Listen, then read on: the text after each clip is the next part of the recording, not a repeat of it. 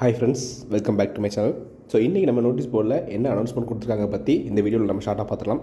So இதே மாதிரி SPO பற்றின அப்டேட் தெரிஞ்சுக்க நம்ம வாஸ்கோன் சேனலை சப்ஸ்கிரைப் பண்ணி வச்சுக்கோங்க. அப்படியே கீழே இருக்கிற பெல் ஐக்கான் டச் பண்ணிக்கோங்க. அப்போ நம்ம போடுற வீடியோஸ் உங்களுக்கு நோட்டிஃபிகேஷனாக வரும். ஸோ வாங்க வீடியோக்குள்ளே போயிடலாம்.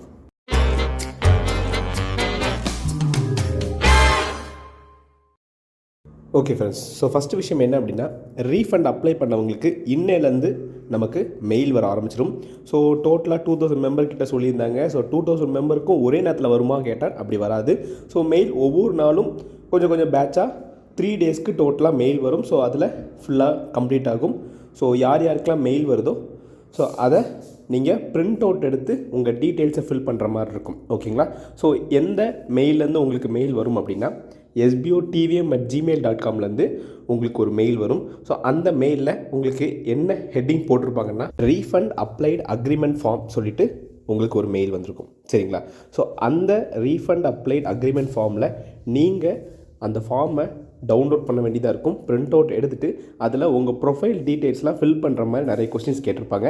ஸோ நீங்கள் அதில் கேட்டிருக்கிற நேம், ஸ்டாஃப் ஐடி, ஸோ மற்ற டீட்டெயில்ஸ் எல்லாமே நீங்கள் ப்ரொஃபைலில் என்ன நேம் கொடுத்துருக்கீங்களோ அந்த நேம் தான் கொடுக்கணும். ஓகேங்களா?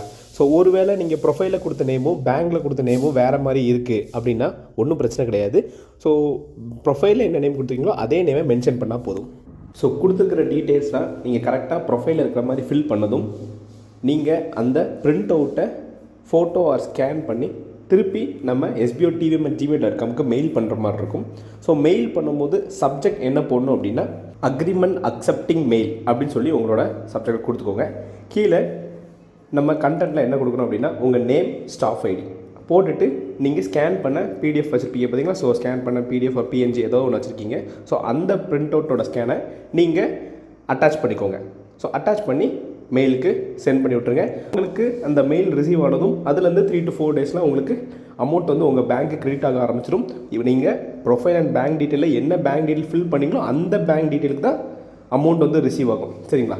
ஸோ ரிசீவ் ஆனதும் திரும்பியும் அங்கேருந்து ஒரு மெயில் வரும். ஸோ உங்களுக்கு இந்த மாதிரி உங்கள் பேங்க் அக்கௌண்ட்டுக்கு அமௌண்ட் கிரெடிட் ஆகிடுச்சு, ஸோ அந்த வேலட் அமௌண்ட்டை நீங்கள் செக் பண்ணி பார்த்துக்கோங்க அப்படின்னு சொல்லி ஒரு கன்ஃபர்மேஷன் மெயிலும் உங்களுக்கு ரிசீவ் ஆக ஆரம்பிச்சிடும். சரிங்களா? இந்த மாதிரி தான் இனிமேட்டு எப்போவுமே ரீஃபண்ட் வாங்கணும் அப்படின்னா ஃபார்ம் ஃபில் பண்ணி தான் உங்களுக்கு ரீஃபண்ட் அமௌண்ட் வர மாதிரி இருக்கும். ஸோ இந்த மெயில் உங்களுக்கு ரிசீவ் ஆனதும் நீங்கள் எப்போ வேணாலுமே சென்ட் பண்ணிக்கலாம்.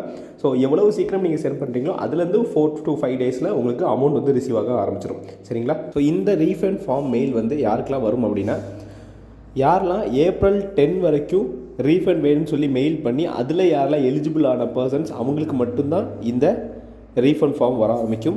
ஸோ எலிஜிபிள் எதை பற்றிலாம் பேஸ் ஆகி வரும் அப்படிங்கிறத நம்ம போன வீடியோலேயே நம்ம மென்ஷன் பண்ணியிருப்போம். ஸோ அந்த பேசிஸில் உங்களுக்கு எலிஜிபிள் ஆகி மெயில் வர ஆரம்பிச்சிருக்கும். ஸோ இனி அடுத்த உள்ள பேட்ச், அதாவது ஏப்ரல் 10க்கு அப்புறமோ இப்போ யாருக்கெல்லாம் எலிஜிபிள் ஆகாமல் இருக்கோ அவங்களுக்குலாம் நெக்ஸ்ட் மந்த் ஆர் மந்த் எண்ட்குள்ளே உங்களுக்கு ப்ராசஸ் பண்ண ஆரம்பிச்சிருவாங்க. ஓகேங்களா? இந்த ரீஃபண்ட் மெயில் பற்றி இன்னும் டீட்டெயிலாக தெரிஞ்சுக்க நம்ம நோட்டீஸ் போர்டில் சங்கர் சார் இன்னும் கிளியராக எக்ஸ்பிளைன் பண்ணியிருப்பாங்க. ஸோ ஃபுல் டீட்டெயிலோட எக்ஸ்பிளைன் பண்ணியிருப்பாங்க. ஸோ ரீஃபண்ட் அப்ளை பண்ணவங்களோ இல்லை அதை பற்றி தெரிஞ்சுக்கிறவங்களோ கண்டிப்பாக அந்த நோட்டீஸ் போர்டில் உள்ள அனௌன்ஸ்மெண்ட்டை ஃபுல்லாக கேட்டுக்கோங்க. ஓகேங்களா? ஸோ இது ரீஃபண்ட் பற்றின இன்ஃபர்மேஷன். ஐடியை லாகின் பண்ணும்போது இன்வேலிட் கிரெடென்ஷியல் சொல்லி நிறைய பேருக்கு வருதுன்னு சொல்லி கமாண்டர்கிட்ட கம்ப்ளைண்ட் பண்ணியிருப்பீங்க. ஸோ யாரெல்லாம் கம்ப்ளைண்ட் பண்ணியிருந்தீங்களோ அவங்களுக்கு இன்னொரு ஃபார்மேட் கொடுத்து அதை நம்ம sbotvm@gmail.comக்கு மெயில் பண்ண சொல்லியிருப்போம்.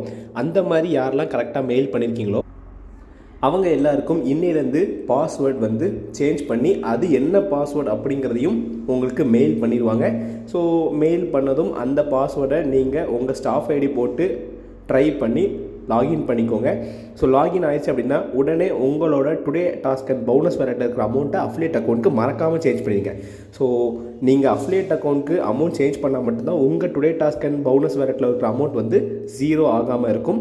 ஸோ இப்போது இன்னையிலேருந்து இன்றைக்கி மார்னிங்லேருந்து ரிசீவ் ஆகிருக்கும். ஸோ இன்னையிலேருந்து நாளைக்கு நைட் வரைக்கும் இன்வேலிட் கிரெடென்ஷியல் மெயில் பண்ணியிருந்தீங்களோ அந்த பர்சன் எல்லாருக்குமே பாஸ்வேர்டு வந்து ரிசீவ் ஆக ஆரம்பிச்சிடும். அதை வச்சு உங்கள் ஐடியை லாகின் பண்ணி அமௌண்ட்டை அஃபிலியேட் அக்கௌண்ட்டுக்கு சேஞ்ச் பண்ணிக்கோங்க. ஓகேங்களா? ஸோ நெக்ஸ்ட் இன்ஃபர்மேஷன் என்ன அப்படின்னா, நம்ம ஒர்க் எப்போ ஸ்டார்ட் ஆக போகுதுன்னு சொல்லி எல்லாருமே கேட்டுகிட்டே இருக்கீங்க. ஸோ ஆக்சுவலாக நம்ம நோட்டீஸ் போர்டில் சொன்ன மாதிரி ஜிஎஸ்டி எப்போ நமக்கு கிடச்சதோ அதுலேருந்து 5 to 7 டேஸில் ஒர்க்கை ஸ்டார்ட் பண்ணியிருக்கணும். பட் நம்ம இந்த பிளான் தான் பண்ண போகிறோம், இந்த பிளான் தான் இனிமேட்டு எஸ்பிஓவில் எப்போவுமே கான்ஸ்டண்ட்டாக இருக்க போகுதுங்கிற ஒரு அப்ரூவல் வந்து கிடைக்கும். ஸோ அந்த பிளான் கிடச்சிருச்சு அப்படின்னா அதுக்கு மேலே நம்ம எந்த ஒரு லீகல் சர்டிஃபிகேட்டோ ஸோ அதுக்கு மேலே இருக்கிற ஏதாவது ஒரு லீகல் விஷயங்களோ எடுக்கணுமே அவசியம் இருக்காது. ஸோ அதிலிருந்து நமக்கு லீகலாக எந்த ஒரு கேள்வியும் கவர்மெண்ட் மூலிமா நமக்கு வராது. ஓகேங்களா? ஸோ அந்த பிளான் அப்ரூவல் நமக்கு எப்போ கிடைக்குதோ அதுலேருந்து தான் நமக்கு ஒர்க்கு ஸ்டார்ட் ஆக போகுது. ஸோ அது வரைக்கும் நம்ம வெயிட் பண்ணி தான் ஆகணும். ஸோ எல்லாருமே வெயிட் பண்ணுங்கள். அந்த பிளான் அப்ரூவல் கிடச்சதும் நம்ம நோட்டீஸ் போர்ட்லேயும் அனௌன்ஸ்மெண்ட்டாக கொடுப்பாங்க, அந்த சர்டிஃபிகேட்டையும் பப்ளிஷ் பண்ணுவாங்க. ஸோ அதிலிருந்து நம்ம ஒர்க்கு ஸ்டார்ட் ஆக ஆரம்பிச்சிடும். சரிங்களா? ஸோ நெக்ஸ்ட் இன்ஃபர்மேஷன் என்ன அப்படின்னா, நம்ம போன வீடியோவில் சொன்ன மாதிரி நமக்கு கவர்மெண்ட் ஸ்டாஃப்ஸ் கூட கடைசி ஒரு வெரிஃபிகேஷன் இந்த 3 லட்சம் மெம்பர்லேருந்து ஒரு 15 பேரை கூப்பிட்ருக்காங்க. ஸோ அந்த 15 பேர் யாரெல்லாம் அப்படின்னா, ஸோ என்னோட சேர்த்து மீதி உள்ள 14 கமாண்டர்ஸ் தான் நாங்கள் போயிருந்தோம். ஸோ அதுக்கான எக்ஸ்பீரியன்ஸை நோட்டீஸ் போர்டில் நிறைய கமாண்டர்ஸ் ஷேர் பண்ணியிருப்பாங்க. ஸோ அதை நோட்டீஸ் போர்டில் ஃபுல்லாக கேட்டு தெரிஞ்சுக்கோங்க. என்னோடய எக்ஸ்பீரியன்ஸை நான் உங்களுக்கு நெக்ஸ்ட் வீடியோவில் ஷேர் பண்ணுறேன். இவ்வளோ தான் ஃப்ரெண்ட்ஸ். ஸோ நமக்கு நோட்டீஸ் போர்டில் கொடுத்துருக்கக்கூடிய இன்ஃபர்மேஷன்ஸ். ஸோ இந்த வீடியோ உங்களுக்கு யூஸ்ஃபுல்லாக இருந்திருக்குன்னு நினைக்கிறேன். யூஸ்ஃபுல்லாக இருந்துச்சு அப்படின்னா உங்கள் டீமில் உள்ள எல்லா மெம்பருக்கு ஷேர் பண்ணி தெரிஞ்சுக்க சொல்லுங்கள். கண்டிப்பாக இந்த வீடியோவை ரீஃபண்ட் அப்ளை பண்ண பர்சனுக்கு சென்ட் பண்ணி இப்படி நோட்டீஸ் போர்டில் சொன்ன அனௌன்ஸ்மெண்ட்டை செய்ய சொல்லுங்கள். ஓகேங்களா? ஸோ இதே மாதிரி எஸ்பிஓ பற்றின அப்டேட் தெரிஞ்சுக்க நம்ம வாஸ்கோன் சேனலை சப்ஸ்கிரைப் பண்ணி வச்சுக்கோங்க. அப்படியே கீழே இருக்க பெல் ஐக்கான் டச் பண்ணிக்கோங்க. அப்போ நம்ம போகிற வீடியோஸ் உங்களுக்கு நோட்டிஃபிகேஷனாக வரும். வேறு ஒரு எஸ்பிஓ வீடியோவில் நான் உங்களை சந்திக்கிறேன். டாடா.